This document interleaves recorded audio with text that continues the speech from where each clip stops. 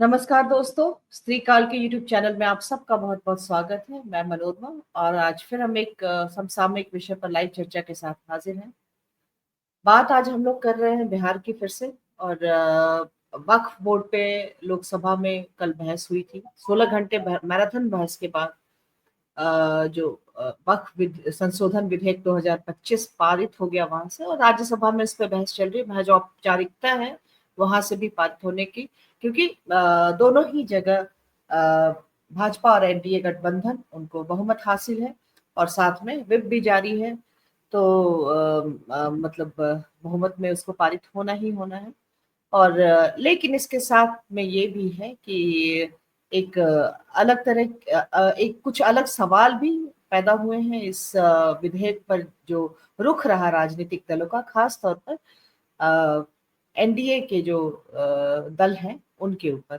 और आज हम उसी की बात करें कि जेडीयू और एलजेपी की राजनीति जो है वो और एलजेपी रामविलास पासवान, इन दोनों की राजनीति खास तौर पर बिहार में अब वक्फ पे समर्थन के बाद किस करवट बैठेगी, क्या उनका रणनीति होगी चुनाव तक, उनकी अपनी राजनीति अब क्या हो सकती, क्या पूर्ण समर्पण जो है एनडीए के फोल्ड में उनके हिंदुत्व के, या तमाम एजेंडे जैसे वक्फ बोर्ड का भी, वो भी एक एजेंडा के तहत ही उस विधेयक को लाया गया है और पारित कराया गया। तो उस एजेंडे के तहत साथ होने का मतलब क्या है, क्या ये पूर्ण समर्पण है या ये एक रणनीति के तहत है, इन सब पर हम आज बात करेंगे। और इसलिए भी महत्वपूर्ण है क्योंकि ये दोनों ही पार्टी खासतौर पर सेक्युलर और सोशल जस्टिस, इन दोनों के मसले पर जो है और रामविलास पासवान चिराग की जो राजनीति है वो अपने पिता की विरासत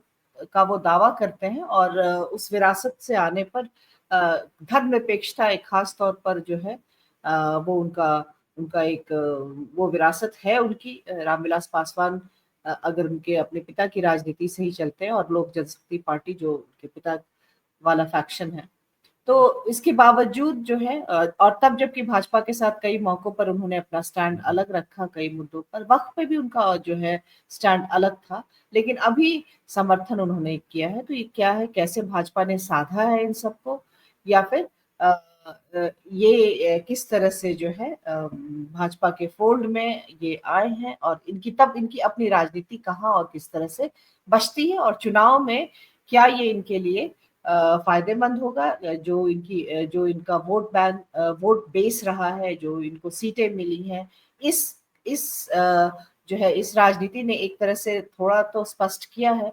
तो उसके बाद से क्या इनके समर्थन आधार में कोई परिवर्तन आएगा, इन तमाम पक्षों पर आज हम बात करेंगे। हम अपने मेहमानों को स्क्रीन पर ले आते हैं।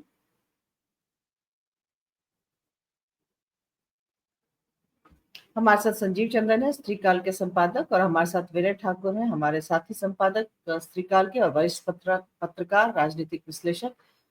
और हमारे साथ साकिब जोड़ रहे हैं। साकिब भी वरिष्ठ राजनीतिक टिप्पणीकार, विश्लेषक हैं। तो आप तीनों का बहुत बहुत स्वागत है। और सबसे पहले आज संजीव चंद्रन आपके पास ही आते हैं और एक ओपनिंग टिप्पणी आप क्या आप सरप्राइज हुए इन दोनों पार्टियों के स्टैंड, क्योंकि लगातार बात जो है तमाम यूट्यूब चैनल्स पे भी ढेर सारे जो है वो मिसलीडिंग थंब वाले चल रहे थे कि आज तो खेला हो गया, नायडू चले गए, एनडीए में दो फार, इस तरह की जो, तो पिछले लगभग जब से वक्फ बिल आने की बात हुई थी तब से इसी तरह के थंब पे जो है वो यूट्यूब भी चल रहा था। नहीं, यूट्यूब ही चल रहा था। मेन स्ट्रीम में तो खैर दूसरे, वो तो दूसरे धरे की पत्रकारिता है। तो यूट्यूब पे ही ये चल रहा था कि एनडीए में मतलब जो है दरार पड़ गई है और ये दो फार हो रहा है, आज टूट गया एनडीए, तमाम चीजें। तो क्या आपको भी इस चीज का सरप्राइजिंग आपको लगा, या आपको अंदाजा था कि ऐसा ही कुछ होगा? भाजपा जो है उसकी उसमें है कि वो समय आने पे सबको साध लेगी।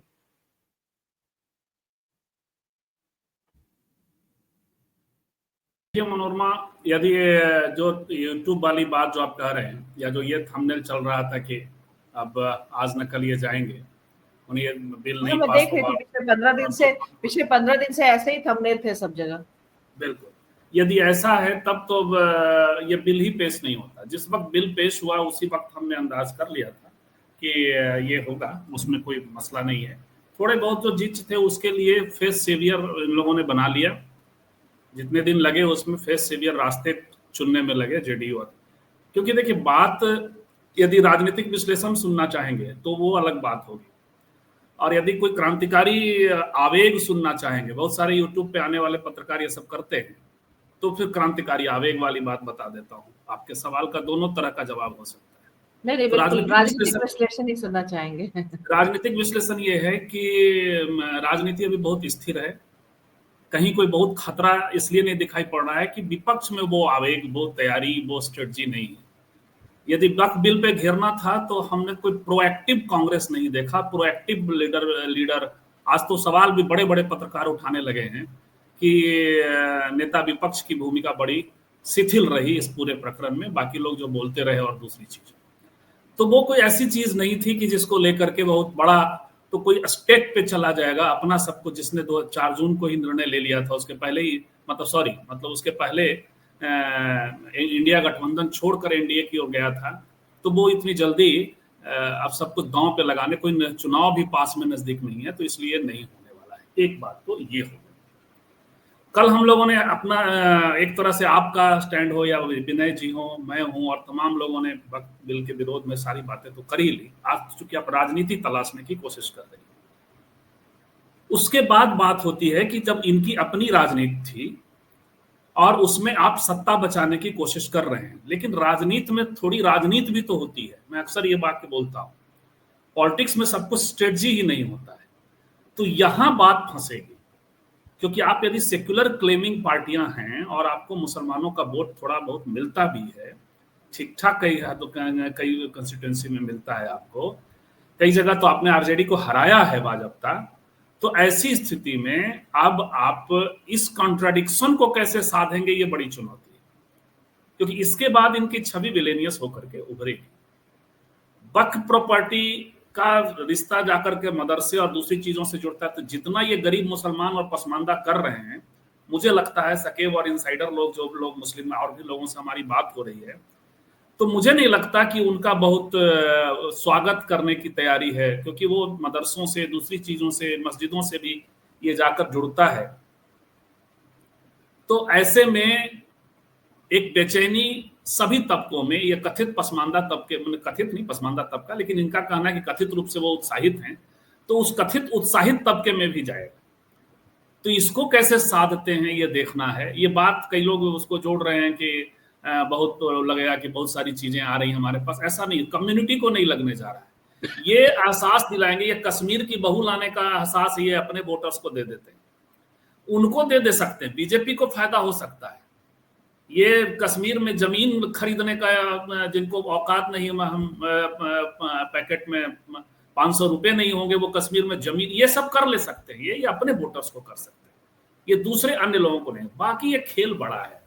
ये जब प्रॉपर्टी का जो प्रसंग आएगा, जो मेन जगहों पे, जो आज कपिल सिब्बल को सुनना चाहिए था, कपिल सिब्बल ने बहुत कायदे से बताया कि हिंदू मंदिरों के साथ कितनी लाख जमीनें हैं, और बहुत उनको, बीजेपी वालों की तो अपनी ये है, माने यदि बेहयाई टर्म को यदि असंसदीय नहीं मानिए तो बेहयाई है, उसको फिर धार्मिक मसला दे कर करे, भाई तो यहाँ भी तो अल्लाह के नाम पे जमीन दी जाती है। बड़ा अच्छा कपिल सिब्बल ने वहां कहा।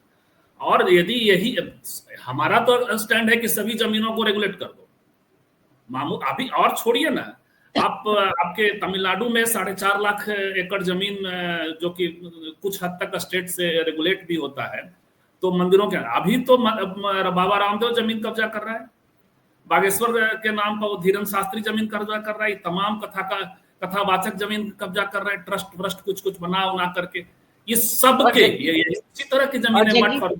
रविशंकर और जग्गी वासुदेव इधर जमीन कब्जा कर रहे हैं, ये जमीन कब्जा एजेंसियां हैं। तो ये सबको, जनता की इतनी फिक्र है सरकार को, तो ये करो ना। लेकिन हिंदू जनता को इनकी फिक्र नहीं है। अपने बाल बच्चों को अमेरिका, इंग्लैंड आदि में पढ़ा देना है, और इधर के जनता को जो है मस्जिदों के पास जाकर नारा लगवाना है, और फिर कहना है कि पत्थर फेंका गया। तो इसमें उलझा के चीजें रही, तो ये सब है। लेकिन इस बीच में यदि आप राजनीति तलाशती हैं, तो यदि कोई बहुत क्रांतिकारी पॉलिटिकल विकल्प नहीं है, तो कैलकुलेशन में चीजें फिट ये होती है।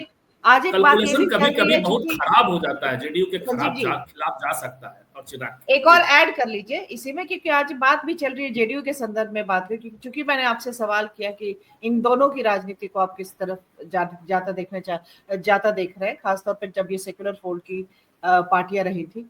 आज त्यागपत्र दिया है एक सांसद ने जेडीयू के, और एक दो और हैं जिनका जो स्टैंड है वो बिल्कुल उस तरह से है, इससे नाराजगी जाहिर की है। तो ऐसे में और एक और बयान जो हम बार बार कह रहे थे, जो आरजेडी के की नौ सांसद जो है भाजपा के फोल्ड में जाने को तैयार बैठे हैं। तो आज ये भी बात की जा रही कि क्या जेडीयू बचेगा, मतलब एकदम अब वो पॉइंट आ गया है कि जब मतलब जेडीयू की, और जब ललन सिंह के बारे में आपने लिखा ही, आपने जिक्र किया कि कल उन्होंने कितनी बार मोदी का नाम लिया और कितनी बार नीतीश का नाम लिया लोकसभा में, ऐसे कि वो मतलब भाजपा के माउथ पीस बन करके लोकसभा में बोल रहे थे। अब तब मुझे जब ये तीसरी लगता है खेल, अब ये खेल ये होने वाला है कि अब इनका काम पूरा हो गया।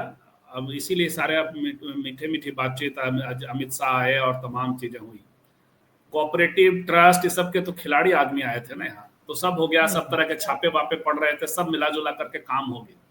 अब ये हम लोगों ने एक प्रोग्राम किया था मैडम, ये मनोरमा, कि मार्च से में तो घोषित कर दिया सीएम कि आप अक्टूबर में रहेंगे, तो मार्च से अक्टूबर के बीच के खेल का अब समय आ गया। सीएम चेहरा रहेंगे कि नहीं, ये जैसे ही आज बिल पास होगा, ललन सिंह उसके नमूना है।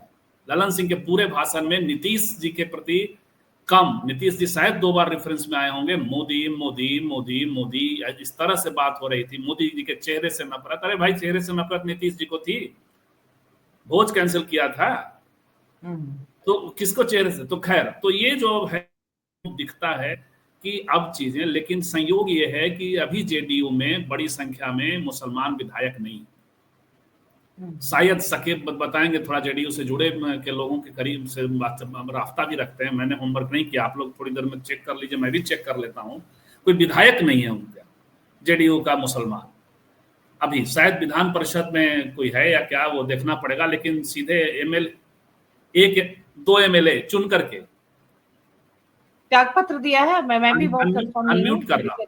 हाँ दो लोगों ने ये किया है, अनम्यूट करिए खुद को सकेब। साकिब, हाँ जदयू से 2 एमएलसी मुसलमान हैं, एक एक खालिद अनवर और एक गुलाम गौस। हाँ नहीं वो तो विधायक हैं, एक भी 2 एमएलसी हैं, लेकिन एमएलए नहीं, मैं ये कह रहा हूँ। एमएलए ने पिछले बार 11 टिकट दिए थे मुसलमानों को जदयू ने, लेकिन वो 11 के 11 हार गए। विधायक और दूसरा, और जो एमएलसी है शायद अभी उन्होंने इस्तीफा नहीं दिया है। गुलाम गौस गए थे लालू जी से मिलने, अभी गुलाम को यदि बारे में चर्चा है कि वो इस्तीफा दे देंगे, लेकिन एक जमा खान जो अभी मंत्री हैं, अल्पसंख्यक कल्याण मंत्री, वो भी जदयू के टिकट पे नहीं जीते हैं, वो बसपा के टिकट पे चुनाव जीत के बाद में जदयू में आए हैं। जी सर, आप पहले अपनी पूरी बात कर लीजिए, फिर मैं शुरू करूँ। तो ये तमाम नेताओं का क्या रुख होगा, कितना दबाव बनता है उन पर, ये सब चीजें देखने वाली। लेकिन बहुत बड़ी संख्या में अभी विधायक होते तो शायद दूसरी बात होती, दूसरा माहौल बन रहा होता। देखना यह है कि जो यादव विधायक या दूसरे अन्य विधायक मुस्लिम वोटों से जीतते हैं, जेडीयू में तो हर तरह के लोग हैं, या दूसरे और विधायक, वो कैसे इसको लेते हैं, क्योंकि सबको विधानसभा में जाना है, चुनाव में जाना है। तो ये है जेडीयू के लिए संकट की घड़ी, क्योंकि मैंने कहा पॉलिटिक्स के भीतर कुछ पॉलिटिक्स होता भी है। आपने स्ट्रेटजी अपनाई, ठीक है, अच्छी बात है, आपने चाहे जिन मजबूरियों में ये किया, लेकिन अब तो आपको चुनाव में जाना है, तो आपका अंतर्विरोध उससे टकराएगा। मनोरमा जी, ठीक है, हम शाकिब जी के पास आते हैं। शाकिब, आप किस तरह से मतलब इसको देख रहे हैं, खास तौर पर अब जब वक्त आ गया, बहुत कम समय बचा है, और वक्त जो विधेयक है उसकी राजनीति भाजपा ने एक तुरुप की पत्ता की तरह बिहार के इसमें भी चला, और बिहार में इसका जो सबसे जो एम यहाँ पर, या जो लक्ष्य यहाँ पर सध रहा है भाजपा का, वो ये कि जेडीयू जो है वो पूरी तरह से अब समर्पण उसका हो चुका है, या हो रहा है भाजपा के फोल्ड में। क्योंकि अभी तक उन्होंने अपने बेटे को एक जो बनाने की बात थी, कि तो अभी तक उस बारे में भी कोई क्लैरिटी नहीं आई। होली के बाद की बात थी, होली को बीते हुए 15 दिन से ज्यादा हो गए, अप्रैल महीना आ गया है, लेकिन अभी तक इस फ्रंट पे भी कुछ नहीं हुआ है। और जैसे कि बाकी और नेता जो हैं उनका लगातार जो है भाजपा की बी टीम के रूप में काम करना भी जारी है।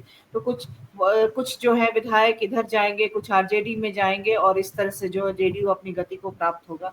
क्या आप देख रहे हैं ये वो समय आ गया और इसका जो कैटलिस्ट बना है वो ये वक्फ संशोधन विधेयक 2025 बना। भाजपा इससे बिहार में अपना वो लक्ष्य अंतिम रूप से जो है वो उसको हासिल करने के लिए जो है वो तैयार है। अब मनोरमा जी, आपको याद होगा जब अमित शाह सॉरी माफ कीजिएगा, जेपी नड्डा साहब बिहार आए थे, उन्होंने एक बयान दिया था कि क्षेत्रीय दलों को समाप्त हो जाना चाहिए। तो जेपी नड्डा या भारतीय जनता पार्टी की कोई भी टॉप लीडरशिप कोई भी बात अनायास नहीं कहती है। उनके मुंह से जो बातें निकलती हैं वो प्री प्लान्ड होती हैं, नागपुर में उसकी स्क्रिप्ट होती है, बाकायदा उसका एजेंडा सेट होता है और उसके बाद वो बयान की शक्ल लेके कभी मीडिया बाइट्स के थ्रू जनता के सामने आता है, कभी सार्वजनिक चुनावी मंचों में सामने आता है, कभी पॉडकास्ट में, कभी कॉन्क्लेव में, जो भी होता है। तो ये जो उनका एजेंडा है क्षत्रिय पार्टियों को समाप्त करने का, उसकी जो है उन्होंने बिस्मिल्लाह कर दी है, जिसको हम लोग अपनी जबान में कहते हैं या हिंदी में हम लोग श्री गणेश कहते हैं। ये वक्त के थ्रू उन्होंने ये बिल ला करके उन्होंने क्षत्रिय पार्टियों को समाप्त करने की जो मुहिम है उनकी, उसका उन्होंने बाकायदा आगाज कर दिया है और इसका पहला शिकार जनता दल यूनाइटेड बनने जा रहा है। जनता दल यूनाइटेड का अस्तित्व बचेगा या नहीं बचेगा ये आने वाले साल 6 महीने में बिल्कुल क्लियर हो जाएगा। लेकिन ये जरूर है कि आज जो जनता दल यूनाइटेड दिख रहा है वो आत्मसमर्पित दिख रहा है भारतीय जनता पार्टी के सामने। ललन सिंह ने कल जो स्टैंड लिया, जिस निहज पर उन्होंने भाषण दिया है पार्लियामेंट में, वो कहीं से भी नहीं लग रहे थे कि ये वो ललन सिंह है जो नरेंद्र मोदी जी को कभी बहुरूपिया भी कहते थे और उनको कहते थे कि दिन भर में 12 बार रूप बदलते हैं। बिल्कुल। और अमित शाह पे किस तरह से हमलावर होते थे वो सारे, अभी तो चल भी रहे हैं। और ललन सिंह का वो कल के बाद से उन्होंने बताया कि वीडियो भी जो है सोशल मीडिया पे लालू जी का वायरल हो रहा है, आधा अधूरा वीडियो, क्योंकि उनके पास जो एक मजबूत आईटी सेल है वो तो नैरेटिव सेट करने में माहिर है। भाई, आलू से सोना बनाने वाला वीडियो किसने नहीं देखा? राहुल गांधी ने जो है वो बताया कि आलू से सोना बनता है और उसको किस तरह से समाज में एस्टैब्लिश कर दिया गया कि लोग राहुल गांधी के बारे में ये मानने लगे कि उन्होंने कहा था कि हाँ भाई, इधर से मशीन में हम आलू डालेंगे, उधर से सोना निकलेगा। जबकि वो क्या था, उन्होंने नरेंद्र मोदी की एक बात को कोट किया था कि मोदी जी आए तो उन्होंने इस तरह से जो है प्रभाव देने की कोशिश की थी कि हम इतनी तरक्की कर देंगे कि वो इधर से आप आलू डालिएगा, उधर से सोना निकलेगा। कैसे उसका एक छोटा सा क्लिप वायरल कराया गया। उसी तरह से लालू यादव के केस में है। और अमित शाह ने के ऊपर वो हमलावर होते थे, क्या होते थे, इसको अगर हम हटा भी देते हैं थोड़ी देर के लिए, तो कल उन्होंने जदयू के सांसद होने के नाते जिस तरह का स्टैंड लिया है, जनता दल यूनाइटेड का इतना हार्ड लाइन स्टैंड कभी भी एंटी मुस्लिम नहीं रहा है, कभी भी नहीं रहा है। और सर अभी कह रहे थे कि पसमानदा मुसलमानों, जैसे नीतीश ने दलित महादलित का डिवीजन किया था, पिछड़े अति पिछड़ों का डिवीजन किया था, इसमें कोई शक नहीं है कि मुसलमानों में भी उन्होंने अशराफ और पसमानदा का डिवीजन किया था और पसमानदा मुसलमानों का अच्छा खासा वोट नीतीश कुमार को मिलता भी था। पसमानदा मुसलमानों का डिवीजन ही था जो उन्होंने पसमानदा मुस्लिम महाज खड़ा किया था, जिन्होंने अली अकबर अंसारी साहब ने उनको 2-2 बार राज्यसभा सांसद बनाया। उनकी एक गिरफ्त थी पसमानदा मुसलमानों के ऊपर में, वो अच्छा खासा उनका प्रभाव था पसमानदा मुसलमानों के ऊपर में, और अली अकबर साहब के नाम पर पसमानदा मुसलमानों का एक बड़ा वोट चंक नीतीश जी को मिलता भी था। 2005-2010 के चुनाव में तो बहुत बड़ा चंक जो है वो नीतीश जी को वोट के शक्ल में मुसलमानों की तरफ से मिला है, इसमें कहीं कोई शक नहीं। सकेत ये बताइए कि जमा खान या ये लोगों का आप गुलाम गौस क्या करने जा रहे हैं? ये लोग तो देखिए, विधायक जब तक इस्तीफा नहीं देगा, ये लोग तो नेता हैं जो पूर्व एमएलसी हैं, और लेकिन जो विधायक नहीं देगा तब तक क्या होगा? और पुष्पा ये मनोरमा, आपको बल्लू और छोटू का अभिवादन, मनोरमा मौसी जी। गुलाम गौस साहब के बारे में मेरे पास जो सूचना है वो जल्द ही कोई फैसला लेने वाले हैं। जमा खान के बारे में मैं कह नहीं सकता हूँ। अलबत्ता गुलाम रसूल बलियावी जो राज्यसभा सांसद हैं, पूर्व राज्यसभा सांसद भी हैं, जदयू से पूर्व विधान पार्षद सदस्य भी हैं, और अभी उनको जो है राष्ट्रीय महासचिव बनाया गया था अभी 2-3 महीना पहले। उनका एक वीडियो सोशल मीडिया पर आज वायरल है। उन्होंने वीडियो जारी किया है अभी कुछ दिनों पहले। उनकी दुर्घटनाग्रस्त हो गए थे, हाथ टूटा हुआ है उनका। तो मेरी उनसे बहुत दिनों से बात नहीं हुई है, मेरी बहुत करीबी मित्रता है उनसे, गुलाम रसूल बलियावी साहब से।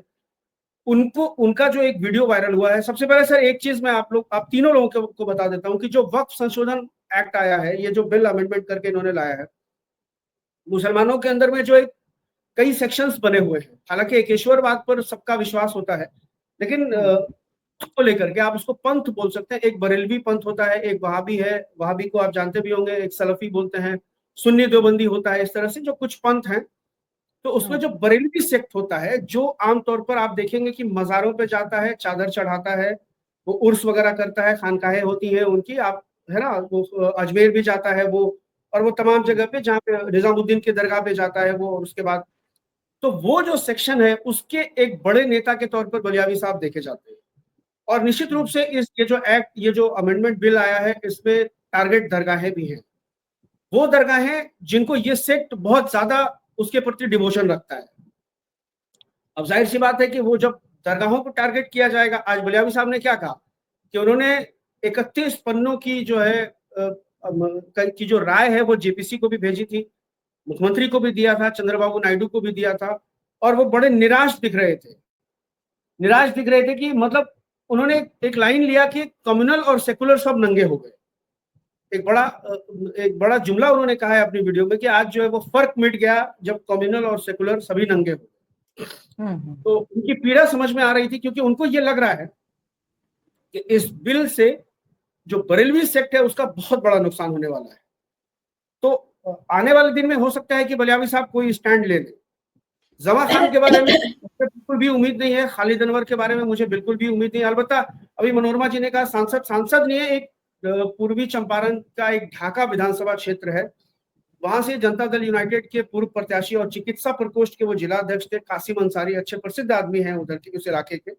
उन्होंने भले ही इस्तीफा दिया है, आज पार्टी के सभी पदों से इस्तीफा दिया है उन्होंने, जदयू से पूर्व प्रत्याशी रहे, ढाका विधानसभा का चुनाव लड़ा है, उनका इस्तीफा भले ही आया है। और कमिंग डेज में मुझे लगता है कि और भी इस्तीफे होंगे इसमें।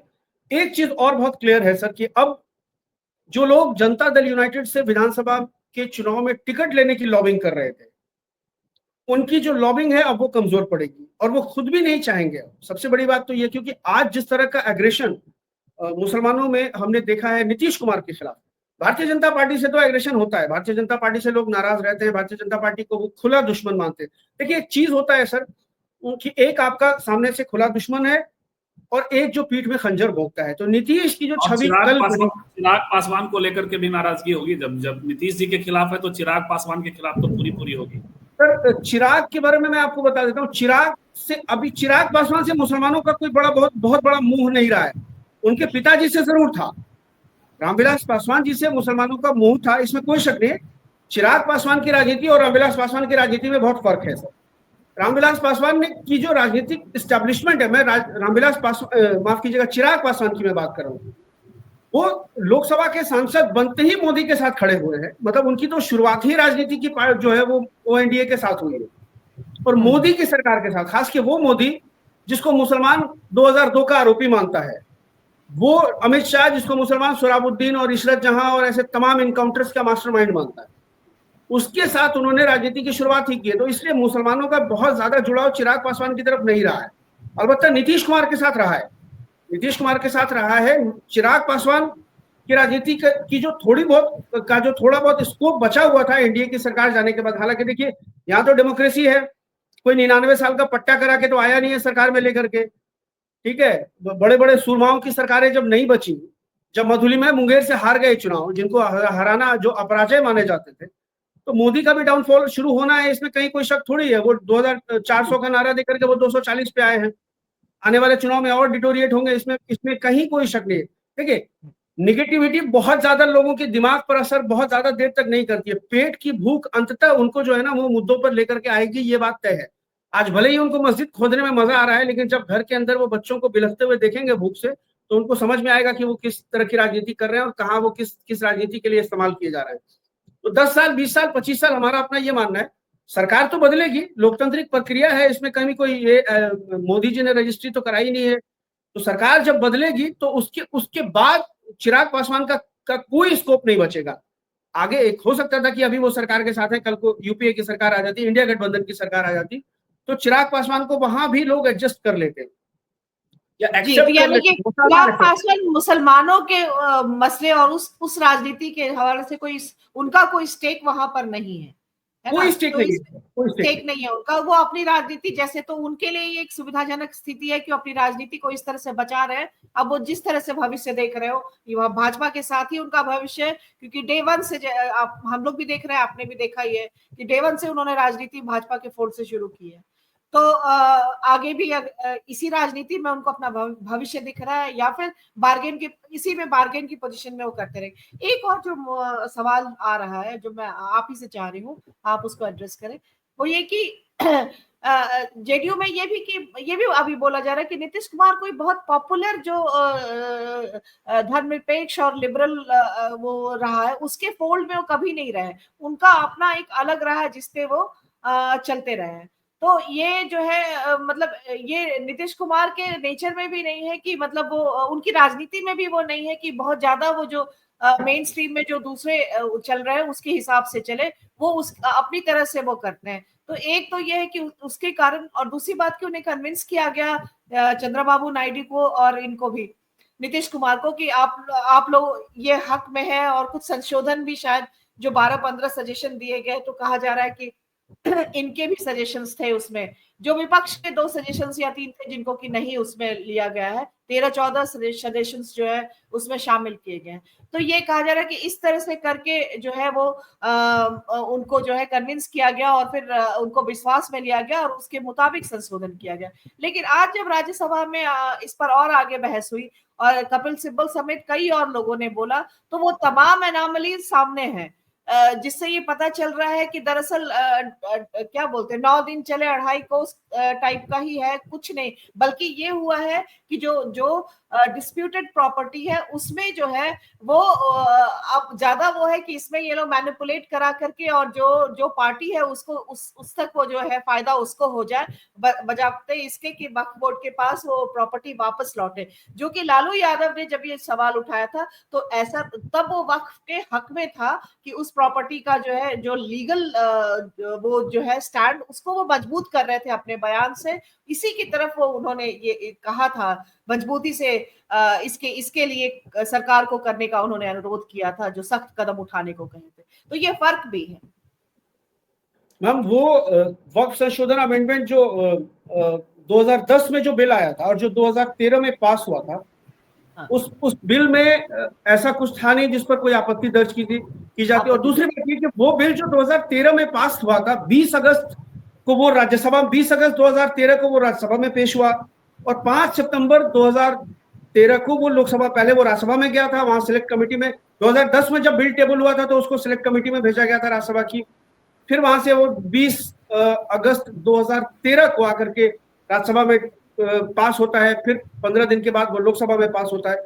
और उस बिल को पास कराने में दोनों दलों की सहमति थी, कांग्रेस की भी सहमति थी और भारतीय जनता पार्टी की भी सहमति थी। भारतीय जनता पार्टी उस वक्त विपक्ष में थी और सुषमा स्वराज विपक्ष की नेता थी, सदन के नेता मनमोहन सिंह थे, अब दोनों ही दिवंगत हैं।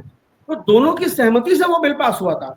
अभी जो अमित शाह साहब कल कह रहे थे कि जो बिल 2013 में पास हुआ था उसकी वजह से हमको ये लाना पड़ा है, तो भाई अगर उसमें त्रुटि थी तो आपने उसमें सहयोग क्यों किया था?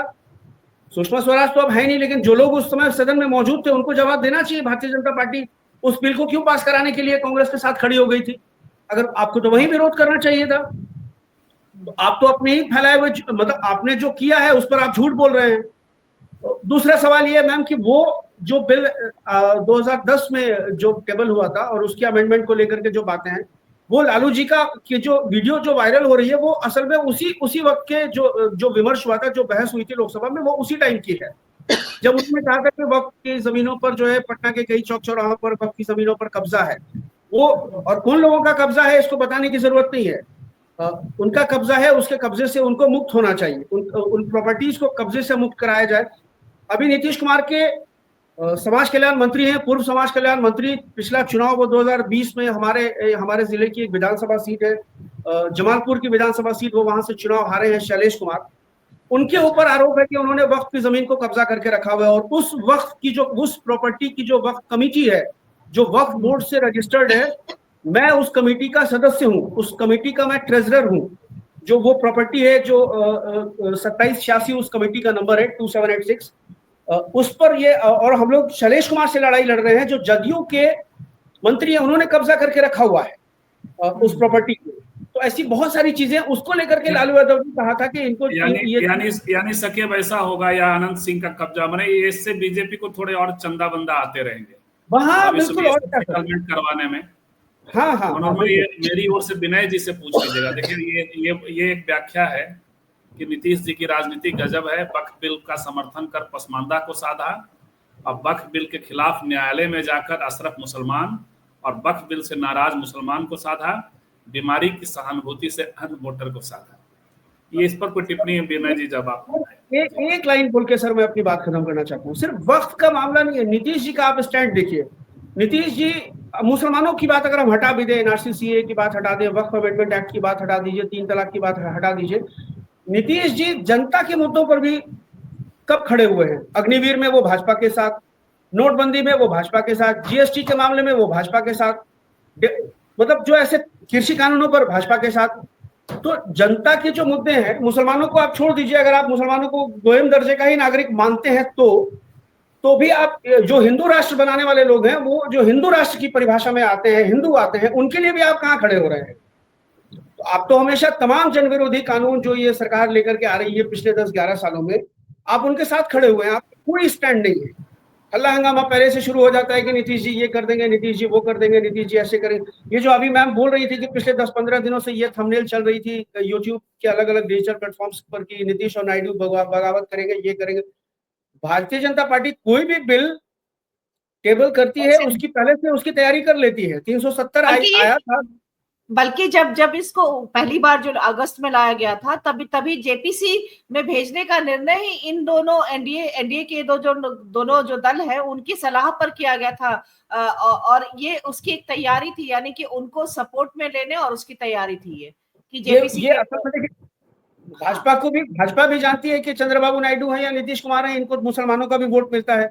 तो जाहिर सी बात है, मुसलमानों का वोट मिलता है, नीतीश जी को मुसलमानों का वोट मिलता है, तो वो विधायक जो मुसलमानों के वोट से जीत के आएगा नीतीश जी का, वो कहाँ समर्थन करता है? वो एनडीए की सरकार को समर्थन करता है। तो इनडायरेक्टली उनको भी मुसलमानों का वोट चाहिए, तो इनकी भी फेस सेविंग तो करके रखनी है कम से कम। अब उन्होंने जो है वो जेपीसी में डाल दिया ताकि ये लोग बोल सके कि भाई हमारी वजह से बिल जेपीसी में चला गया। अब जैसे संशोधन की बात आप कर रही हैं कि ये 3 संशोधन उन्होंने दिए, उधर से चंद्रबाबू नायडू ने कुछ अमेंडमेंट बताए, उसको भी शामिल कर लिया गया। तो ये सब जैसे कि उन्होंने कहा कि राज्य भी जो है एक पार्टी रहे, उस पे जो अगर कोई डिस्प्यूट की स्थिति होती, तो ये चंद्रबाबू का सजेशन था जिसको कि ये बोल रहे हैं कि मान लिया गया, और एक और ऐसा कुछ सजेशन था। ऐसे ये जो जमीन का मामला है, ये सीधा स्टेट का सब्जेक्ट होता है। जो संविधान की 7वीं अनुसूची है, उसमें जो पावर डिस्ट्रीब्यूशन है, संवैधानिक मूल्यों, मतलब संविधान के अनुसार जो पावर डिस्ट्रीब्यूशन है सेंटर और स्टेट के बीच में, उसमें जो 3 सूची है, संघ सूची, राज्य सूची और समवर्ती सूची। तो जो राज्य सूची का सब्जेक्ट है, लगभग 59 या 60 नंबर एग्जैक्टली मुझे याद नहीं आ रहा है, उसमें जो है भूमि का मामला जो है वो स्टेट का सब्जेक्ट है सीधा। तो अभी अगर आप देखिए कि कांग्रेस भूमि अधिग्रहण आज आपने कपिल सिब्बल को सुना था राज्यसभा में, वो कह रहे थे कि जैसे जो हिंदू जो वो है, जो भी इस तरह के ट्रस्ट हैं जो मंदिर का प्रॉपर, उसमें जो फाइनल जमीन पर का विवाद या कुछ इस तरह का, तो फाइनल जो उसमें अथॉरिटी है वो उन्हीं संस्था के उसका होता है। तो वही बोले कि फिर उसमें क्यों ऐसा रह रहा है, जब आप मुसलमान वक्फ बोर्ड में आप इसी चीज को डिस्प्यूट और सरकार के नियंत्रण में ला रहे हैं, तो हिंदू जो है उसको क्यों नहीं ला रहे? इसको बहुत स्पष्ट किया आज कपिल सिब्बल ने। और ये यहाँ पर ये दोहरापन और दोहरी नीति, और ये दिखाता है कि ये किस तरह से यहाँ पे टारगेट किया जा रहा और कैसे एक जगह संरक्षण दिया जा रहा है। जी ये ठीक है, हाँ ठीक है, फिर लौट कर आते तो बात करते हैं फिर। और मैंने जो मतलब है कि अब क्या जेडीयू की राजनीति को आप खत्म मान रहे हैं ये इस वक्त बिल के साथ में? और दूसरा ये भी कि देखिए जो इसमें जिस तरह के संशोधन हुए, जिसपे बोला जा रहा है कि तो क्या वो इस तरह के सुधारों को लेकर के उनकी सहमति रही है कि आप जैसे अंबानी का ही घर है एंटीलिया, याद है आपको? एंटीलिया को लेकर के जो है विवाद हुआ था कि वक्फ की जमीन है जिसको कि बेचा नहीं जा सकता, किसी को दिया नहीं जा सकता। तो हाँ, तो मामला चल रहा है, मामला चल रहा है। तो वो ये मामला जो है उसी, और असल में वो अंटिलिया को बचाने के लिए भी ये वक्फ बिल लाया गया है। तो ये है कि इसमें ये हाँ, तो कैसे कोई वक्फ की जमीन को बेचा ही नहीं जा सकता है, तो कैसे अंबानी ने खरीदा और उस पर अपना घर बनाया है? तो और ये जो कानून का जो प्रोविजन है वो सीधे सीधे यहाँ पर आकर के सरकार का को हस्तक्षेप करने का अधिकार देता है कानूनी डिस्प्यूट के मामले में। और यहाँ पर आकर के जो है डिस्प्यूट के तहत जो है बहुत सारी जमीनों को अपने जो चहेते लोग हैं, कॉर्पोरेट हाउसेस हैं, कॉर्पोरेट फ्रेंड है, उनको सरकार जो है उनको ऑब्लाइज कर सकती जैसे करती रही है। तो ये तमाम चीजें भी इसके साथ इस वाले ही पक्ष पर जो है आपकी टिप्पणी चाहिए। और साथ में जेडीयू की राजनीति क्या अब खत्म मान रहे हैं बिहार में, या नीतीश कुमार के लिए कुछ बचा भी है? नीतीश कुमार के लिए अब कुछ नहीं बचा है, मेरा अपना ये मानना है।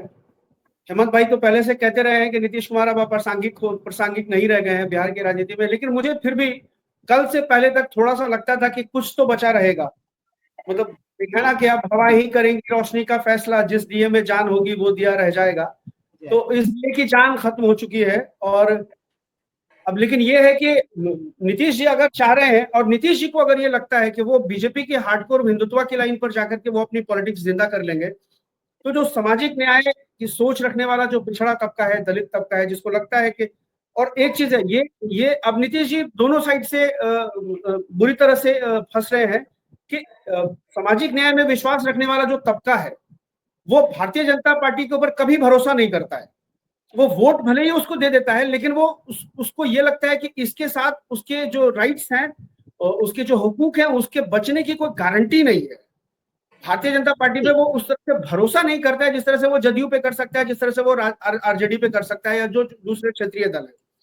ठीक है, जी मैं विनय के पास है। और एक और जो कि जिनकी बात हम, कासिम अंसारी नाम है जिनका, उनका मैं पद नहीं जानती, लेकिन पार्टी से के तमाम पदों से उन्होंने इस्तीफा दे दिया है।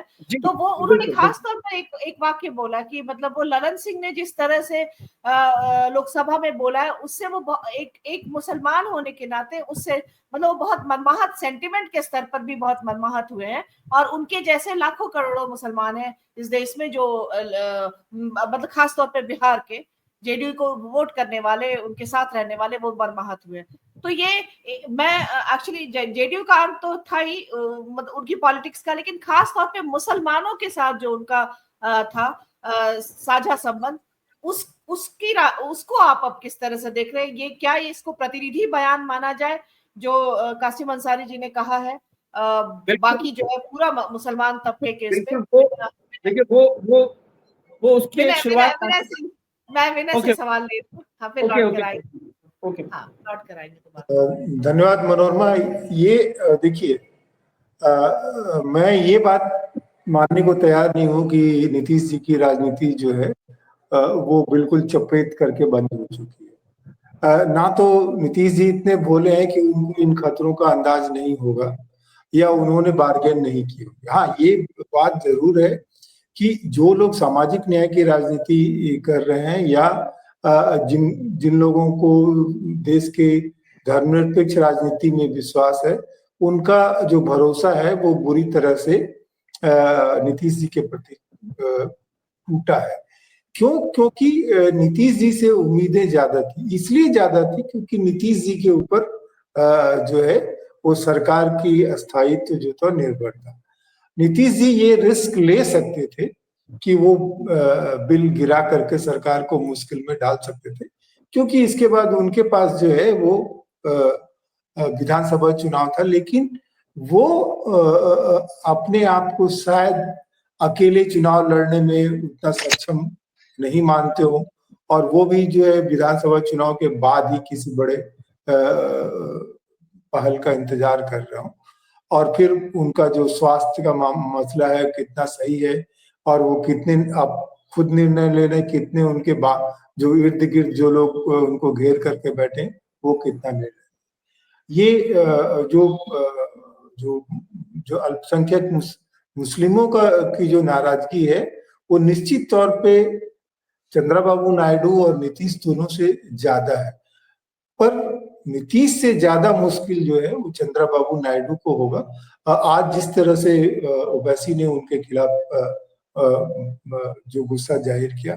दूसरी बात ये कि बिहार की तुलना में जो आंध्र प्रदेश है, वहाँ जो तटीय इलाके हैं, वहाँ जिस ढंग से देखिए, एब्सोल्यूट नंबर का कोई जो है चुनावी राजनीति में उतना असर नहीं होता है जितना उन पॉपुलेशन का कंसंट्रेशन पे होता है कि वो किन किन विधानसभा क्षेत्रों में चुनाव जितवाने या हरवाने की स्थिति में रहते हैं।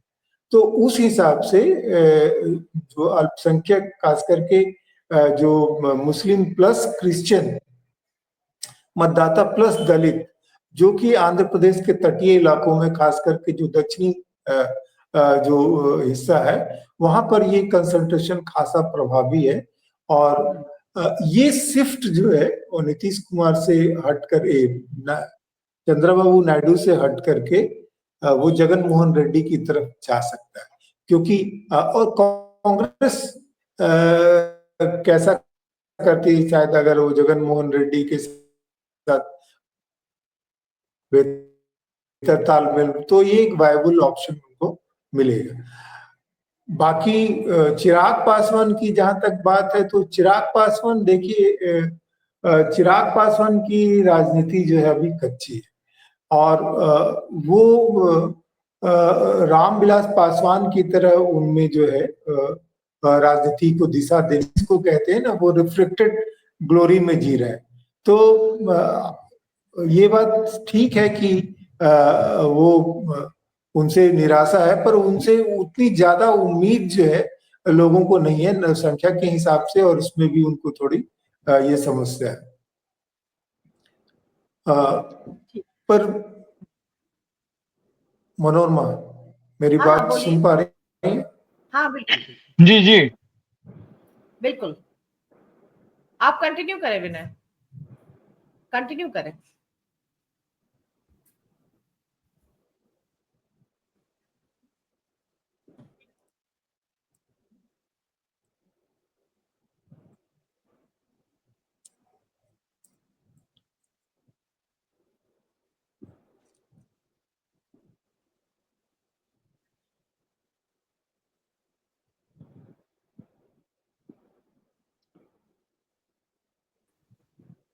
जी हाँ, विनय का ही लगता है टेक्निकल, फिर कल की तरह से कल भी विनय, हमें अंदाजा नहीं था, वो 15 मिनट तक वेट करते रह गए थे और हम उन्हें शामिल नहीं कर पाए थे स्क्रीन पर। एक बात जो है चले गए थे उसके बाद। खैर, हम हेमंत सर के पास आते, विनय आएंगे तो फिर आगे की बात करेंगे।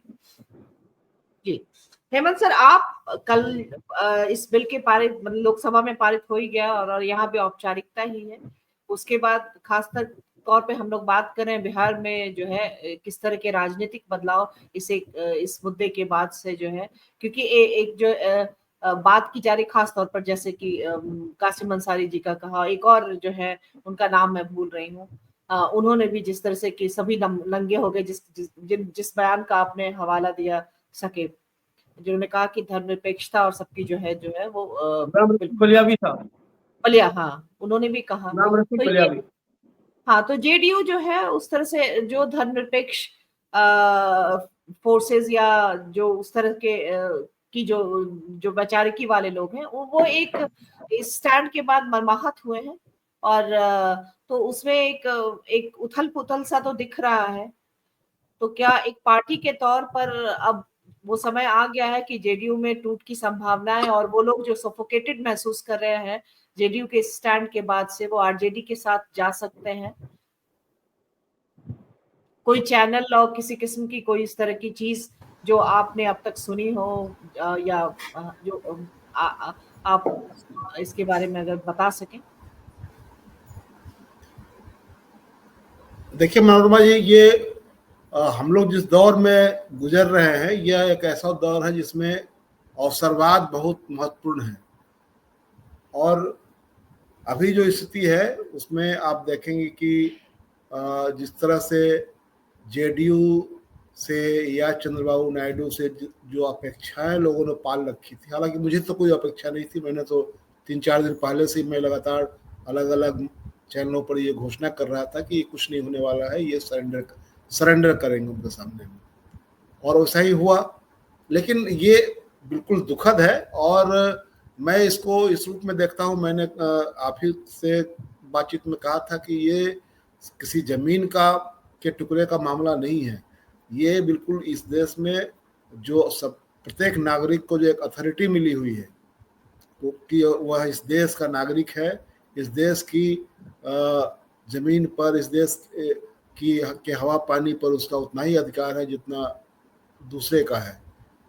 तो उस अथॉरिटी को एक तरह से चैलेंज किया गया है। उस अथॉरिटी को छीनने की ये कोशिश है कि हम तुम्हारे बारे में हम ही निर्णय लेंगे, तुमको निर्णय लेने की जरूरत नहीं है। तो ये एक तरह से घुसपैठ है। और लेकिन इसको समझने के लिए आप देखिए कि जो किरण रिजिजू साहब जो उन्होंने अपना ओपनिंग रिमार्क्स दिया था, आप वहां से पकड़िए इसको। क्या कहा उन्होंने कि मोदी जी अगर नहीं होते तो जहां हम लोग बैठे हुए हैं संसद भवन को इशारा करके, वह भी वक्फ की जमीन हो जाती। ये साधारण बात नहीं है। एक व्यक्ति जो इतने महत्वपूर्ण पद पर बैठा हुआ है, मंत्री है सरकार का, और वो और बिल पेश कर रहा है और इतनी शर्मनाक बात कह रहा है। वो इस तरह से कह रहा है जैसे कि मुसलमान न हुआ कोई आक्रांता हो गया, वक्फ न हुआ जमीन। यही तो प्रचार ये कर रहे हैं कि वक्फ को ये पावर, इस तरह वक्फ पर ऐसा पावर एंजॉय कर रहा है कि वो जहां हाथ रख देगा कह देगा कि ये हमारी जमीन है तो उसकी हो जाएगी। प्रचार जमीन पर इसी तरह का किया गया। और उसको कम्प्लीमेंट कर रहे थे रिजिजू जब वो संसद में खड़े होकर के इस तरह की बात कर रहे थे कि मोदी जी नहीं होते तो ये जहां हम लोग बैठे हुए हैं ये भी वक्त की संपत्ति हो जाती। ये कितना ये किस तरह का बयान है? ये कितना लापरवाही भरा, कितना दुराग्रहपूर्ण बयान है ये कि आप पूरे कम्युनिटी को उसके क्रेडेंशियल को चैलेंज कर रहे हैं कि जैसे आप, और आप प्रचार भी करते हैं, यही कहते हैं ये लोग आक्रांता हैं, ये लोग देशद्रोही हैं, ये लोग ज्यादा बच्चे पैदा करने वाले हैं। तो ये जो पूरी अथॉरिटी को चैलेंज है। और ऐसे वक्त में जो लोग अपने आप को क्राइम, कम्युनलिज्म और करप्शन से कंप्रोमाइज ना करने वाले शख्सियत के रूप में पेश करते थे, उन्होंने क्या किया? पूरी तरह से सरेंडर कर गए। तो यह जो है एक ऐसा दौर है जिसमें लोग, पार्टियां, लोग वो सरेंडर करने के लिए ज्यादा होड़ मची हुई है। कौन कितना सरेंडर करता है, कौन कितना किसके चरणों में लौट जाता है। एक वक्त हम लोगों ने उस दौर को भी देखा है कि जब विचार के स्तर पर लोग ये अपनी तमाम चीजों को कुर्बान करते थे। तो और लेकिन अभी देख लीजिए, नीतीश जी से जो अपेक्षाएं लोगों ने पाल रखी थी, एक तो जो मीडिया क्रिएटेड था वो ये था, उनको तो अपना शो ये क्या कहता है व्यूज बढ़ाना है, तो इसलिए वो कुछ उल्टी गंगा बहाते हैं ताकि लोग देख करके, पढ़ करके और चौंक जाए कि अरे सरकार कर गिरने जा रही है। तो एक ये नैरेटिव, और दूसरा एक लोगों की अपेक्षा है कि लोगों को लग रहा था कि शायद कुछ इनका हृदय परिवर्तन हो जाए और ये कुछ करेंगे, लेकिन उन्होंने कुछ नहीं किया, ये सरेंडर कर गए। और लोग पूछ रहे हैं कि मुसलमान वोट का क्या हो। मैं समझता हूँ कि मुसलमान इनको वोट नहीं करने जा रहा है, और न जिस तरह का कहा जा रहा था, मुसलमानों की चिंता भी नहीं करते हैं। जिस तरह बीजेपी ने चिंता छोड़ दी और उसने टिकट देना मना कर दिया, उस तरह नीतीश जी कोई चिंता नहीं है। ये भोज खा लेंगे, ईद बकरीद में उनके घर चले जाएंगे, गले मिलने चले जाएंगे, उससे क्या मतलब होता है? उससे कोई मतलब नहीं है उसका। ये सिर्फ बस इनको मतलब है एक पोस्टरिंग करनी है। इनको लग रहा है कि बीजेपी के साथ नत्थी होकर के ही हम लोग अपनी चुनावी नैया पार कर जाएंगे। और इसीलिए मैं इनको कहता हूं कि these all are extended family of BJP RSS. ये सब बीजेपी आरएसएस के विस्तारित परिवार बन गए हैं। इसलिए कल का ललन सिंह का जो भाषण आप सुनेंगे तो किस तरह का है, आप उनको याद कीजिए जब गठबंधन बदलने से पहले किस तरह लताड़ा था उन्होंने अमित शाह को, और कल जिस तरह से वो कर रहे थे, वो तो उतनी चापलूसी तो कोई उनका भाजपा भी नहीं कर रहा था। बल्कि उन्होंने अभी 2-3 महीने पहले का उनका स्टेटमेंट, मुसलमानों को टिकट दिए जाने के ऊपर भी अमित शाह से ही मिलता जुलता स्टेटमेंट उनका था, मुझे याद आ रहा है जहां तक। हाँ, तो ये पूरा जो रवैया है, ये रवैया जो है ये एक तरह से फासिस्ट रवैया है, और इस रवैया वो सब एक तरह से मिल करके उस दिशा में काम कर रहे हैं। और मैं इसमें फिर कहूं कि इसमें एक कास्ट एंगल भी काम कर रहा है। मेरा मानना है कि इस देश में सांप्रदायिकता के साथ साथ में एक जो जातिवाद जो जुड़ा हुआ है, जो ब्राह्मणवाद से डिराइव होता है, जो सवर्ण वर्चस्व से डिराइव होता है, वो इसको ताकत देता है। और इसीलिए इस तरह के लोगों को देखिए, जिन लोगों ने इतने दिनों तक नीतीश जी के साथ काम किया, तो नीतीश जी तब उनके हाथ की कठपुतली बन गए हुए हैं, तो नीतीश जी का भी इस्तेमाल कर रहे हैं और अपना पॉलिटिकल स्कोर बढ़ाने के लिए अब बीजेपी के साथ उनके बीजेपी के पक्ष में तकरीर कर रहे हैं। वो मकसद क्या है? मकसद वही है कि उनको लगता है कि अब नीतीश जी प्लीज, अब हम लोग को बीजेपी के साथ होना चाहिए। और उनको पता है कि वो लालू यादव क्या उनकी अब दाल नहीं गलने वाली है, और किसी पार्टी में नहीं दाल गलने वाली है उनकी। तो उनको लगता है कि बीजेपी ही हमारे लिए अल्टीमेट पार्टी है, इसलिए उनके पक्ष में पूरी तरह से खड़े हो जा रहे हैं। तो एक तरफ जब पूरा स्टेट का पूरा कैरेक्टर देख लीजिए, कैसे स्टेट का कैरेक्टर बदल गया। स्टेट आज की तारीख में एक धर्म विशेष के लोगों के खिलाफ बिल्कुल रिप्रेसिव भूमिका में खड़ा है। वो उसके साथ अन्याय की घोषणा कर रहा है कि हम अन्याय ही करेंगे तुम्हारे साथ, न्याय नहीं करने वाले हैं हम तुम्हारे साथ। तो ये कोई अलहदा मामला नहीं है, इसको इस कंटिन्यूटी में देखने की जरूरत है। ये इस समय काल से अलग हटा करके आप उसको नहीं देख सकते हैं। आप एक तरफ लगातार मुसलमानों के खिलाफ जहर उगल रहे हैं, उनको देश का दुश्मन साबित करने में लगे हुए हैं, और आप उनके गरीबों की भलाई की भी दुहाई दे रहे हैं। ये इतना बड़ा चुतियापा और कहीं हो सकता है क्या, कि आप लगातार आपका पूरा इकोसिस्टम जो है उसके खिलाफ है। आप उनको औरंगजेब से जोड़ेंगे, आप उनको बाबर से जोड़ेंगे, उनको गाली देंगे, उनको इस देश से भगाने के लिए तमाम तरह के उपाय करेंगे, और आप उनको कहेंगे कहाँ नमाज पढ़नी है, कहाँ नहीं पढ़नी है, छत पर पढ़नी है, दुकान में पढ़नी है कि सड़क पर पढ़नी है, यहाँ पढ़ोगे तो पासपोर्ट कैंसिल कर देंगे, ड्राइविंग लाइसेंस कैंसिल कर देंगे। क्या तमाशा लगा रखा है? तो ये इस माहौल में, ऐसे माहौल में कोई ये कहे कि बीजेपी जो है मुसलमानों के गरीबों के लिए काम कर रही है, तो इस देश में तो इतनी गरीबी, आर्थिक गैर बराबरी बढ़ी है, तो आप काम कीजिए ना, ये मंदिरों की जमीन और उनकी संपत्ति सीज कीजिए और हिंदुओं में बांट दीजिए आप। तो एक तरह से पूरा इंटरवेंशन है मुसलमानों के इस तरह की संस्थाओं में। ये उनकी आजादी पर एक तरह से हमला है, आप उनकी पहचान पर हमला कर रहे हैं। आप कह रहे हैं कि हम उसमें, और हेमंत जी से बात टिप्पणी में एक जो गैर हिंदुओं को उसमें प्रतिनिधित्व देने की बात कर रहे हैं, तो क्या मतलब हुआ इसका? आप क्यों देंगे? आप देंगे दूसरे जगह, वो श्राइन बोर्ड में, अमरनाथ में, और ये यहाँ दक्षिण के जो मंदिर है उन्होंने पद्मनाभन मंदिर में, पशुपति मंदिर में, वहां प्रतिनिधित्व देंगे, उनको रखेंगे? आप नहीं रखेंगे। तो आप यहाँ क्या करना चाह रहे हैं? जी ठीक है। और बोले हेमंत जी के साथ भावनात्मक थोड़ा सा हो गया, तो एक अपशब्द भी निकल गया, तो उसके लिए हम लोग माफी चाहते हैं। ठीक है। स्त्रीकाल के मंच पे इन सब चीजों पे हम लोग का लेंस होता है। प्रफुल्ल सर के पास आते हैं। प्रफुल्ल सर, एक और है कि क्या इस पूरे मुद्दे ने जो है धर्मनिरपेक्षता के बरक्स सोशल जस्टिस, इन दोनों को, सोशल जस्टिस मतलब मुसलमानों की जो राजनीति में या समाज में और जो हिस्सेदारी है उसमें धर्मनिरपेक्ष जो ताकत है, जो शक्तियां, उनको इस तरह से एस्टैब्लिश किया है कि उन्होंने मुसलमानों के सोशल जस्टिस को डिनाई किया है। धर्मनिरपेक्षता जो है एक बरगलाने वाली चीज रह गई है। तो क्या एक बड़ा हिस्सा मुसलमानों का भी और दूसरा जो हिंदुओं का भी है, जो दोनों पॉलिटिक्स पे नजर रखता है, उनको मतलब पहले से भी ये जो है सूडो सेक्युलरिज्म और इन सब की बात की जा रही थी, तो अभी वक्त के बहाने से इस चीज को भी बहुत ज्यादा जो है अब मतलब ऐसा भी हो रहा है कि भाजपा के सेक्युलरिज्म को, जिसमें वो सोशल जस्टिस को मिला रही है ना, तो मतलब स्टैब्लिश करने की कोशिश की जा रही थी। ये क्या नए तरह से भाजपा का गेन है? जैसे उन्होंने सोशल इंजीनियरिंग के तहत जो हिंदुओं में किया, ओबीसी से ईबीसी और इस तरह से करके जो तमाम जातियों को रिप्रेजेंटेशन देकर के अपनी राजनीति को साधी है।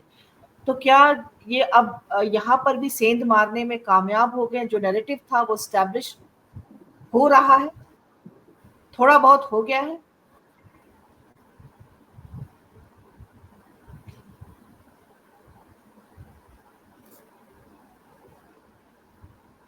अभी सर ने बिल्कुल ठीक बात कही, हेमंत सर ने, कि जिस ढंग से उन्होंने पार्लियामेंट में खड़े होकर के यह कहा कि अगर कानून नहीं आए तो यह पार्लियामेंट का यह भवन, यह जमीन भी वक्फ के खाते में दर्ज हो जाएगा।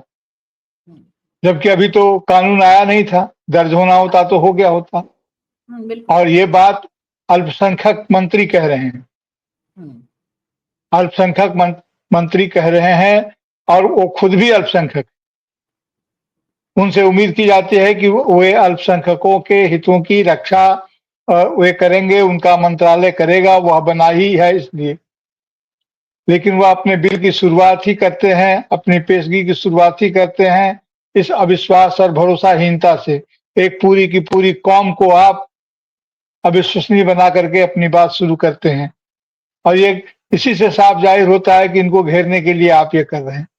ठीक है कि आप जो पसमानदा हैं उनके लिए आप कुछ करना चाहते हैं, अच्छी बात है, लेकिन ये नैरेटिव तब सेट होगा या उसको चुनौती वहां से मिलेगी जब सामने वाला यह भी कहेगा कि हिंदुओं में भी तो पसमानदा हैं, उनके हितों के लिए आप क्या कर रहे हैं। आप कहते हैं कि आपको मुसलमानों का वोट नहीं चाहिए, उस समय तो आप नहीं कहते हैं कि मुझे अशराफ का वोट नहीं चाहिए, मुझे पसमानदा का वोट चाहिए। उसमें तो सबको एक साथ समेट लेते हैं। और कोई भी समूह जो होता है, और खास करके अल्पसंख्यक समूह जो कहीं भी रहता है अपने देश में, चाहे धार्मिक आधार पर हो या भाषिक आधार पर हो, वो अपनी छोटी छोटी पहचानों को स्थगित करके एक समूह में ही सोचता विचारता है, उसी में विचरण करता है। यह एक स्वाभाविक प्रक्रिया है, एक डेमोग्राफिक टेंडेंसी है ये। जैसे मान लीजिए कि आप रहती हैं और हिंदी भाषी क्षेत्र में बिहार से हैं, तो यहाँ जैसे मैं बंगाल में रहता हूँ, सर पुडुचेरी में रहते हैं, तो इस बात को महसूस करते होंगे कि यहाँ पर अपने जो जाति धर्म वगैरह जाति की पहचान जो है उसको थोड़ी देर के लिए स्थगित करके, क्योंकि यहाँ अगर आप उन पहचानों को स्थगित करके एक होकर नहीं रहेंगे तो आपका जीना थोड़ा मुश्किल हो जाएगा। क्योंकि जैसे मैं बताऊं आपको कि यहाँ अगर आप समाज में मिश्रित होंगे तो आपको ब्राह्मण नहीं समझा जाएगा, या आपको क्षत्रिय नहीं समझा जाएगा, या आपको दलित भी नहीं समझा जाएगा।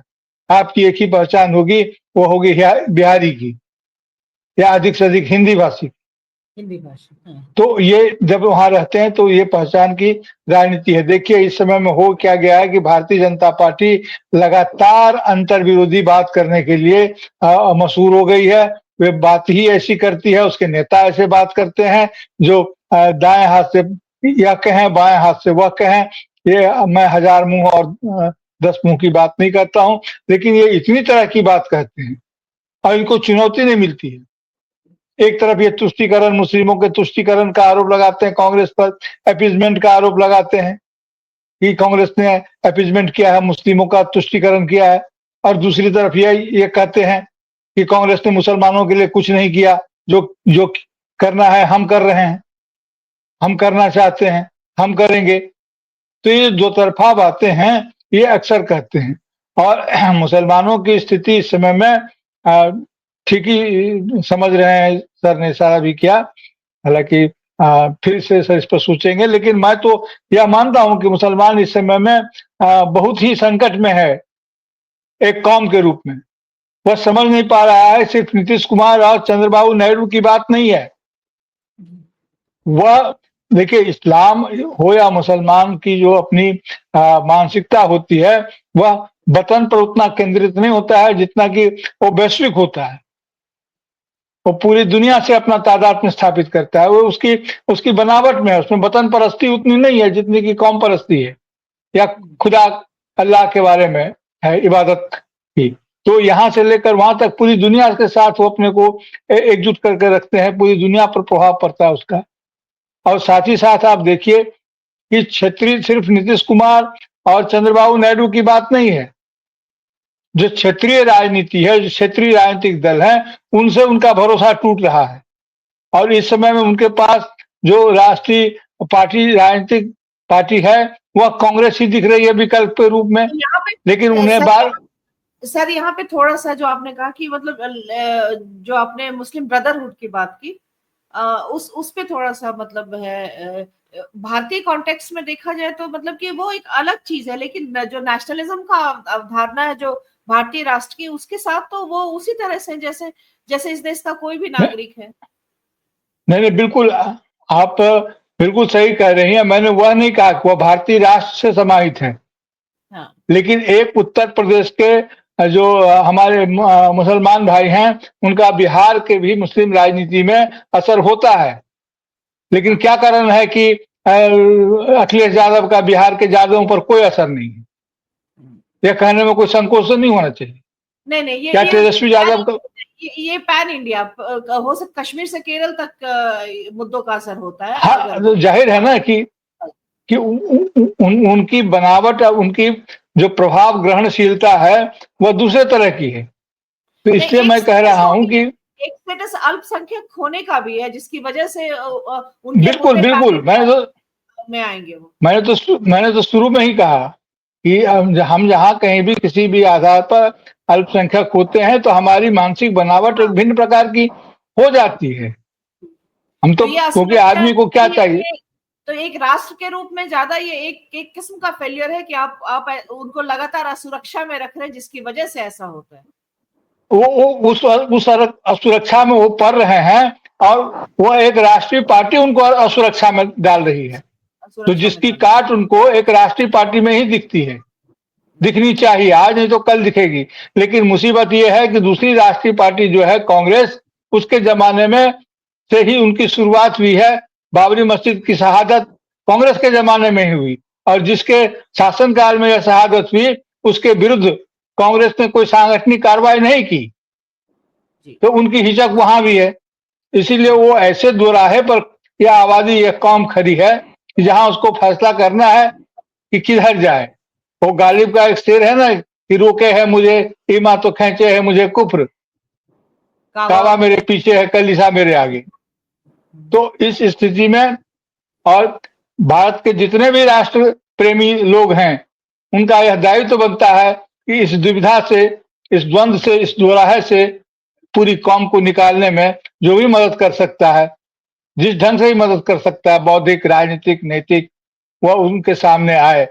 और नीतीश कुमार जी ने जो किया और चंद्रबाबू नायडू ने जो किया, भरोसा दे करके जिस प्रकार से उन्होंने इस बिल को पास होने दिया, इसका उनके मानस पर बहुत गहरा असर पड़ेगा।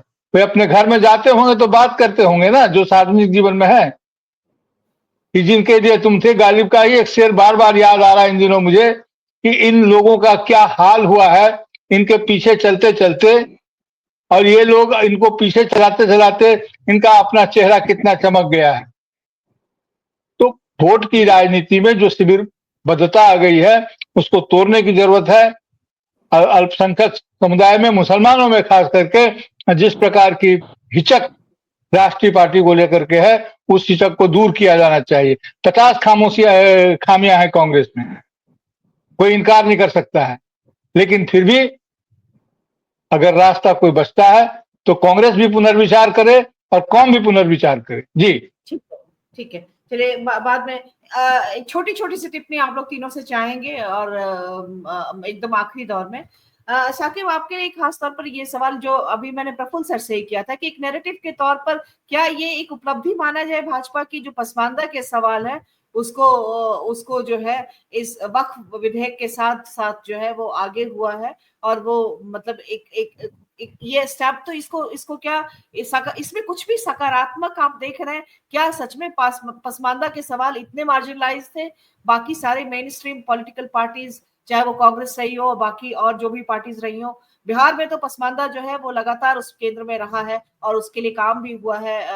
लेकिन पैन इंडिया की बात अगर करते हैं तो क्या ये एक भाजपा मतलब ये सकारात्मक बात कहेंगे सच में वो हाशिए पे थे या फिर ये भी एक नैरेटिव की तरह से ही है, भाजपा इसको भुना रही है मुसलमानों के बीच में जो है वो डिवीजन करके, और मुद्दे, हालांकि उनका मकसद नहीं है कि मुसलमानों के वोट उनको मिलेंगे, चाहे पसमानदा के हो चाहे अशराफ के हो, लेकिन उनका एक जो है वो इससे सकता है इस रणनीति से, वो है कि मुसलमानों में डिवीजन होता है, डिवीजन जो कल से दिख भी रहा है।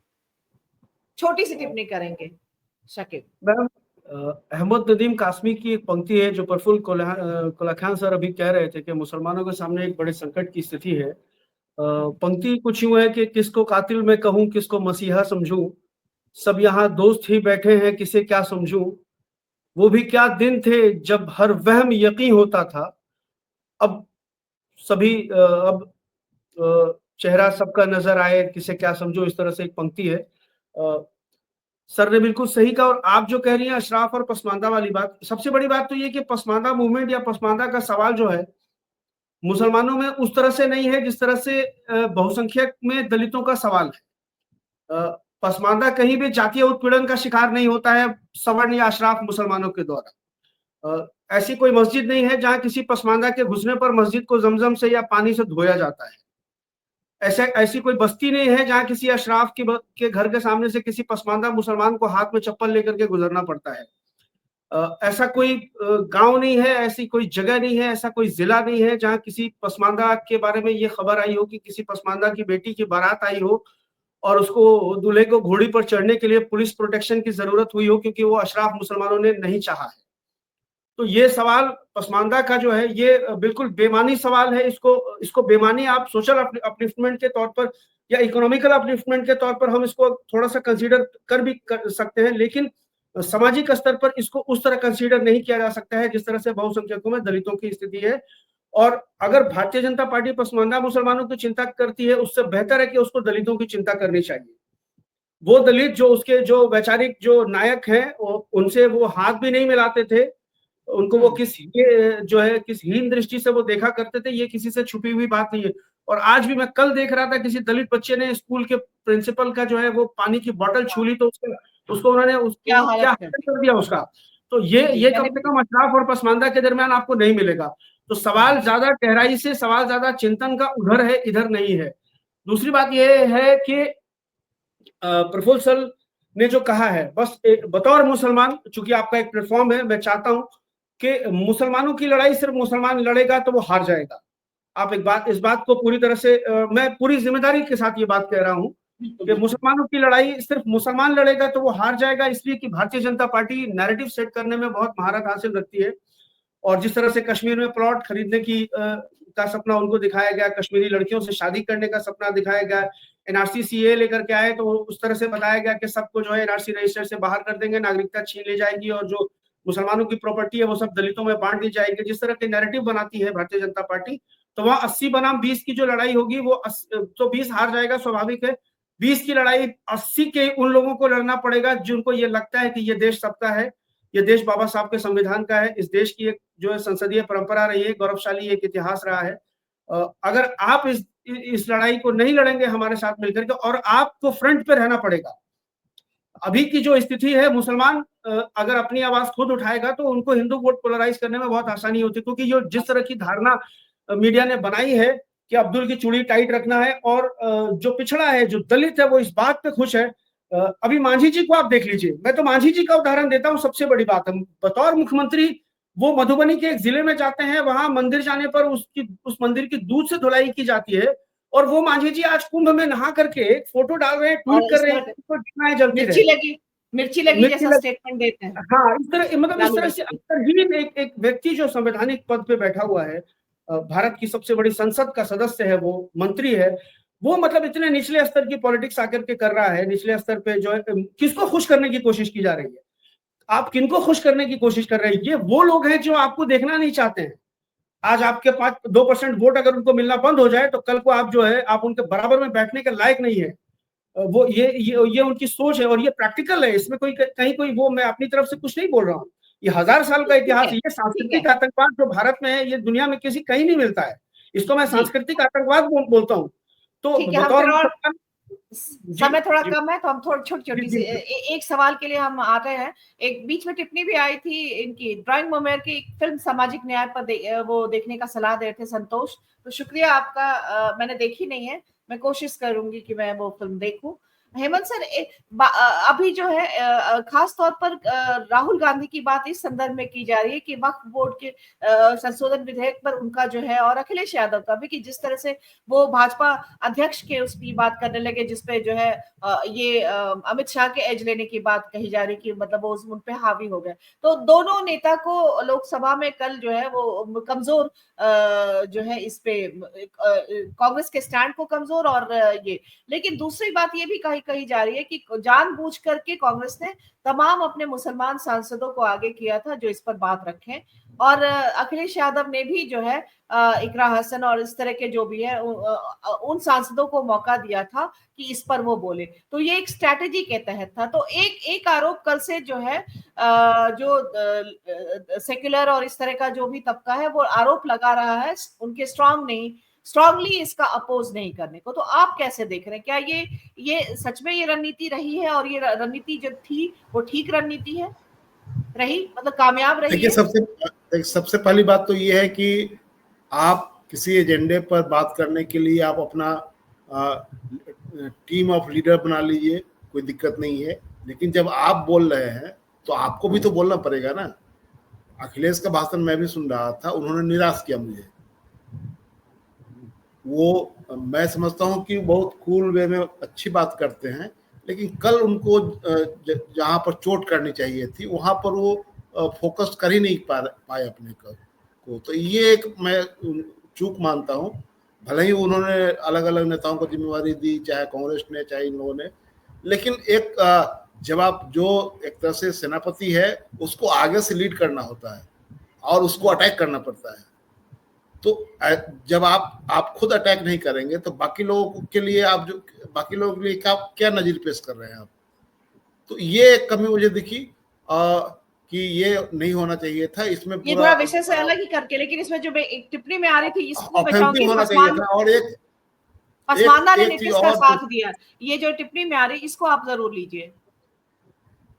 ये पसमानदा ने मुसलमानों को नीतीश का साथ दिया, क्या मतलब है? नीतीश का साथ दिया। बिहार में जो है इसको इस तरह से प्रोजेक्ट किया जा रहा है, क्योंकि जैसे पाई ने लिखा है गोदी मीडिया के हेडलाइन, इसको प्रोजेक्ट किया जा रहा है कि पसमानदा मुसलमान जो है उन्होंने नीतीश कुमार का साथ दिया, नीतीश कुमार ने उसकी राजनीति की है, उनकी राजनीति। पसमानदा मुसलमान वहां वोट करने के लिए गए थे। देखिए, ये इसका कोई सिर पैर नहीं है। इस तरह से की बातें जो लोग फैलाते हैं इसका कोई मतलब नहीं है। ये बेमतलब की बातें हैं। आप बताइए कि इसका क्या कोई रीजनिंग है इसका, इस तरह की बात करने का? तो ये बिल्कुल ये बकवास है और ये इसका कोई मतलब नहीं है। और इसका दूसरी बात इसका पॉलिटिकल गेन नीतीश को मिल रहा है? अगर पसमानदा ने का साथ दिया तो भी कि भाजपा को मिल रहा है पॉलिटिकल गेन, किसको मिल रहा है? मैं मुझे एक मिनट थोड़ा सा क्योंकि मुझे कहीं जाना है। अगर आपकी इजाजत हो तो मैं लीव करूं थोड़ा सा। बिल्कुल हम खत्म ही कर रहे हैं 5 मिनट। एक अंतिम आज सके तो चले गए मैं, लेकिन मैं उसमें जोड़ देता हूं। जो वो पसमानदा वाला जो बात जो कह रहे थे, देखिए वो आज की तारीख में वो सिर्फ ये नहीं है कि हिंदुओं में दलितों के साथ और पिछड़ों के साथ जो ये भेदभाव जो होता है सिर्फ उसका मतलब नहीं है। आज की राजनीति में रिप्रेजेंटेशन का सवाल जो है वो बड़ा सवाल है, और पसमानदा का मसला जो है उसकी गरीबी, उसके भीतर में अशिक्षा, उसकी जहालत और उसके अलावा उसके रिप्रेजेंटेशन का भी बड़ा सवाल है। इसलिए ये आज सुबह आपने हेमंत जी बात की ना, उसको उस विभाजन रेखा को मिटाया नहीं जा सकता है, उसको स्वीकार करना पड़ेगा।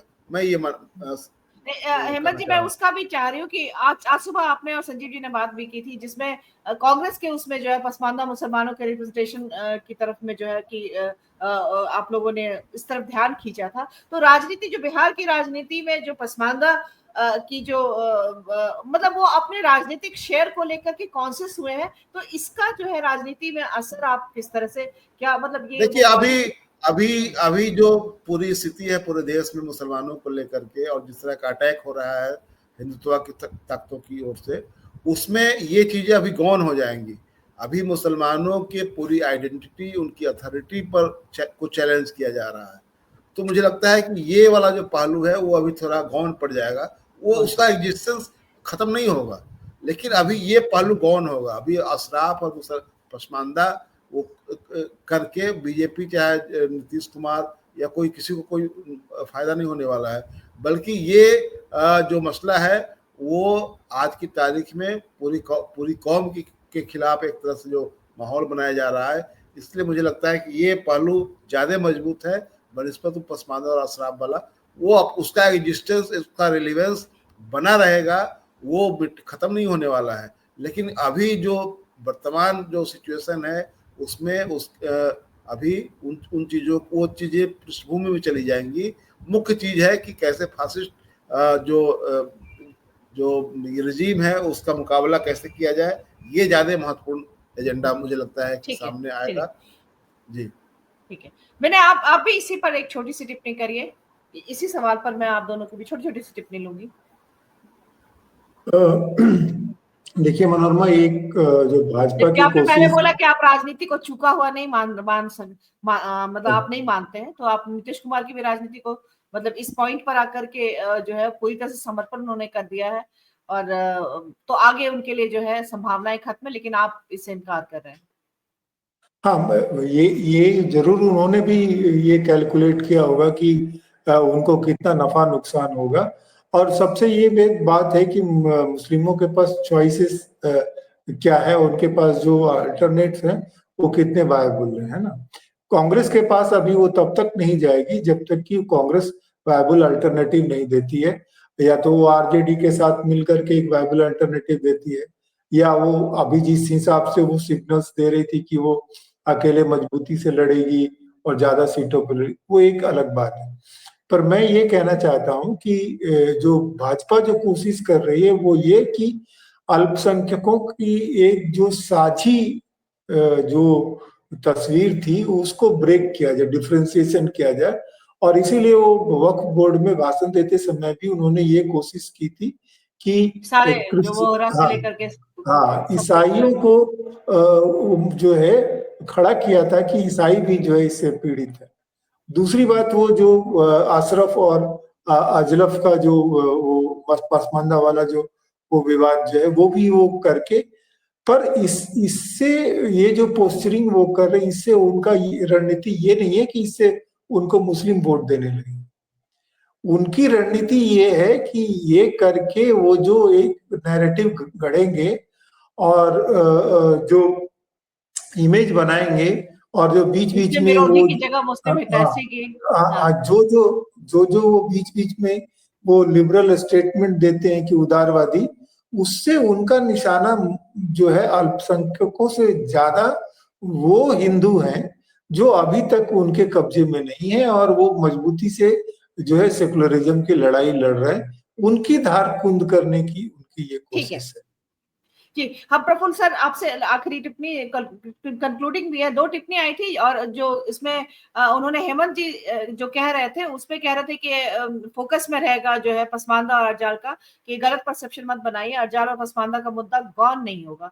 और दूसरी बात ये कि जो भाजपा है इस मामले में बिहार में ये बहुत महत्वपूर्ण है बात कि जब ये कह रहे हैं कि मतलब गौन नहीं होगा ये मुद्दा, और हेमंत जी कह रहे हैं कि गौन हो जाएगा, ये मुसलमानों का मुद्दा जो है वो ज्यादा महत्वपूर्ण होगा। तो एक तो ये बात होगी। दूसरी ये कि एक और टिप्पणी आई थी, वो उसमें ये था, मुझे लगता है एक और टिप्पणी थी आप जो मैं आपसे उस पर बात करना चाहे। हाँ, परसेप्शन का खेल है। तो भाजपा जो है वो उस परसेप्शन में जो है कामयाब हुई है। बिहार में भी अगर है तो वो ये परसेप्शन देने में कामयाब होकर वो बिहार में तो और कोई मुसलमान ज्यादा नहीं है, जैसे दाऊदी बोहरा और ये वो बिहार में तो नहीं है। बिहार में मुख्यतः जो है पसमानदा जो है वो उनकी वो ज्यादा परसेंट में भी है, जो 18% में उसमें भी 30 उनका परसेंट बहुत ज्यादा है। तो ये है। तो ये फिर क्या लग रहा है कि बिहार की राजनीति को जो है वो प्रभावित कर पाएंगे मुसलमानों को, इस तरह से उनका डिवीजन करके बांट करके संभव है, या फिर जो हेमंत जी कह रहे थे वही सही है कि गौन नहीं होगा, वो इकट्ठा रहेगा और वो कंसोलिडेट होकर के उनका ध्रुवीकरण होगा, चाहे जिस भी तरफ में हो। जी सर। ये निश्चित रूप से हेमंत सर जो कह रहे थे कि वह सही कह रहे थे, और ये कंसोलिडेशन इनमें होगा और ये राष्ट्रीय स्तर पर भी होगा वहाँ। लेकिन बिहार में जो पसमानदा जैसा दिखेगा वो बाहर में, बिहार के बाहर जहाँ पसमानदा की संख्या कम है बिहार की तुलना में, वहाँ वह उस रूप में न दिख करके पूरे जो मुस्लिम जो सामुदायिक वोट के उसको और माने नजदीक लाएगा। वो कंसोलिडेट तो वो होंगे ही होंगे, क्योंकि संकट के समय में आदमी संकोच में जाता है और संकोच में जाकर के एक जगह जमा हो जाता है। तो ये आदमी की प्रवृत्ति है और इस खतरे को वो भांप रहे हैं। नीतीश कुमार जी की राजनीति के समाप्त होने की बात हम लोग कर रहे थे। मुझे नहीं लगता है कि नीतीश जी की राजनीति समाप्त होगी, क्योंकि नीतीश जी की राजनीति को अगर व्यक्ति की राजनीति के संदर्भ में देखेंगे तो हो सकता है कि ऐसा हो जाए, लेकिन नीतीश जी की राजनीति एक समाज, एक समुदाय, एक समूह की राजनीति है। तो नीतीश जी की राजनीति का खत्म होने का मतलब यह नहीं है कि उस समुदाय, उस समूह की राजनीति खत्म हो जाएगी। वो हाँ, उस समुदाय, उस समूह की राजनीति अपना नया आकार, अपनी नई आकृति जरूर ढूंढेगी और पालेगी। जी, आप लोगों का बहुत बहुत शुक्रिया इस चर्चा में शामिल होने के लिए। हम फिर कर मिलते हैं किसी और महत्वपूर्ण मुद्दे पर। तब तक के लिए नमस्कार।